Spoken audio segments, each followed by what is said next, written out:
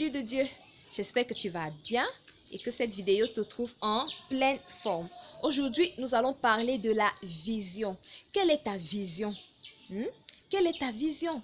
Regarde, si tu n'as pas de vision, ça veut dire que tu es perdu sur la terre, tu es perdu dans ce monde, tu ne sais pas ce que tu fais là, d'accord? Tu as besoin de te poser les questions. Quelle est ma mission sur terre? Quels sont mes objectifs? Quel est mon but? Et quelles sont les actions que je vais poser pour accomplir mes objectifs et ainsi réaliser ma vision, d'accord? Maintenant, si tu n'as pas de vision, sache que tu peux soutenir la vision de quelqu'un d'autre, la vision de ton frère, la vision de quelqu'un d'autre en tout cas.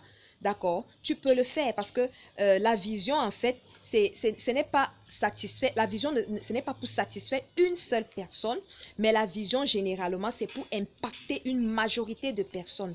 Jésus est venu sur la terre, sa vision, c'était de sauver l'humanité et il a impacté une grande majorité de personnes. Je vais prendre encore l'exemple de Nelson Mandela. Nelson Mandela est venu, il avait une vision. Il voulait que les Noirs d'Afrique du Sud aient les mêmes droits que les Blancs.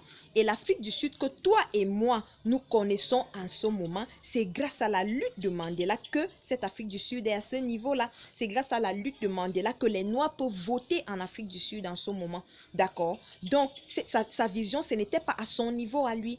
Il ne voulait pas juste être quelqu'un de bien, non.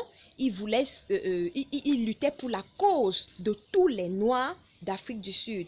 Donc la vision généralement dépasse une seule personne. Ce n'est pas pour l'intérêt d'une seule personne, mais c'est pour la majorité. C'est pour la majorité en fait. C'est pour sauver, c'est pour aider la majorité. D'accord? Maintenant, toi, si tu as une vision, c'est bien. Maintenant, il faut que tu te fixes des objectifs. Après ces objectifs-là, tu établis un plan d'action et tu poses donc ces actions-là qui vont t'aider, qui vont t'amener au succès. Regardons Ésaü, le frère de Jacob. Jacob et Ésaü, c'était des jumeaux en fait. Ils étaient jumeaux. Et maintenant, un jour que Ésaü revenait de la chasse, il avait très faim. Et puis, il a demandé un plat de lentilles à son frère jumeau Jacob. Et finalement, il a vendu son droit d'aînesse contre un plat de lentilles, en fait. Comme il avait faim, il regardait juste à ces circonstances. J'ai faim, il faut que je me bourre la panse tout de suite, là, maintenant. Et tant pis pour le droit d'aînesse. Allez, il a vendu son droit d'aînesse à son frère. Pourtant, c'était lui qui était sorti du ventre en premier, donc c'était lui le grand frère. Il a vendu son droit d'aînesse parce qu'il n'avait pas de vision. Quand tu n'as pas de vision, tu regardes seulement à ta situation actuelle.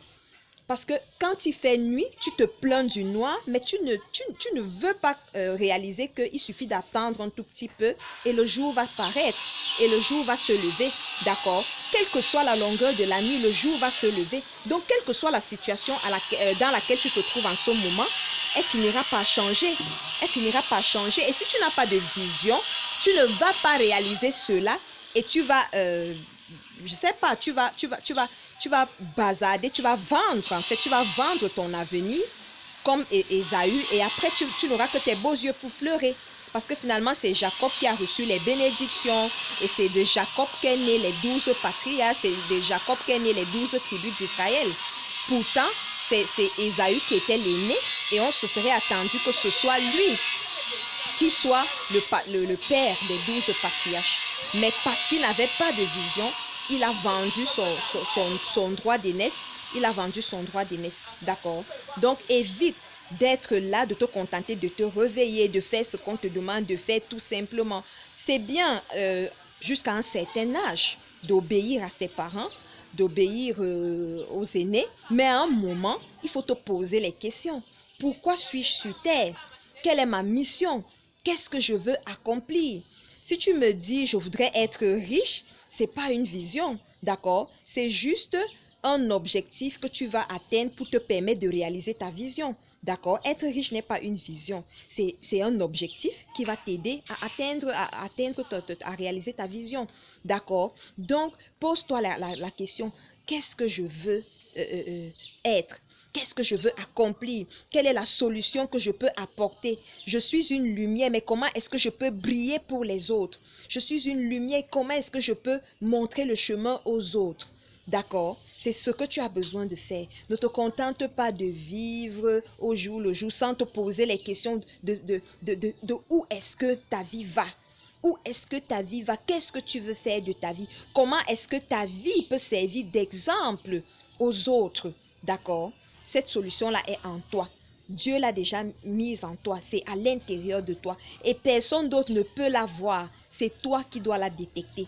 C'est toi qui dois la détecter. C'est toi qui dois laisser sortir cette lumière pour que les autres maintenant la perçoivent. Et pour que les autres t'encadrent s'il le faut. Pour que tu deviennes cette solution-là que le monde attend. D'accord? Ma chérie, si tu as aimé cette vidéo, n'oublie pas de liker, de partager et de t'abonner à la chaîne. N'oublie pas, tu as besoin d'épouser une vision. Si ce n'est la tienne, ça peut être celle de quelqu'un d'autre autour de toi. Quelqu'un qui partage les mêmes principes, les mêmes valeurs que toi. Ne te contente pas de vivre jour le jour sans savoir où tu vas, mais tu as besoin d'épouser une vision, maintenant de te fixer des objectifs avec un plan d'action et poser ces actions-là pour arriver au succès. Shalom.